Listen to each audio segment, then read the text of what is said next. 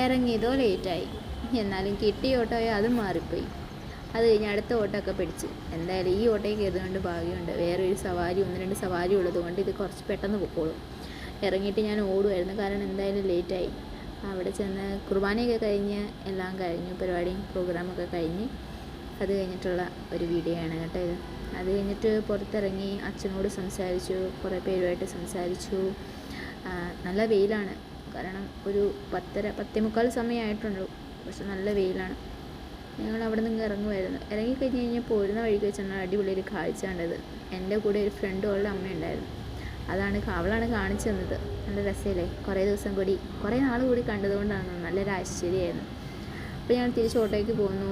ഞങ്ങളുടെ സ്റ്റോപ്പ് എത്താറായി. നല്ല ദാഹം ഉണ്ടായിരുന്നു, കാരണം നല്ല വെയിലല്ലേ. രാവിലെ മുതൽ ദാഹിച്ചിങ്ങനെ ഇരിക്കുക.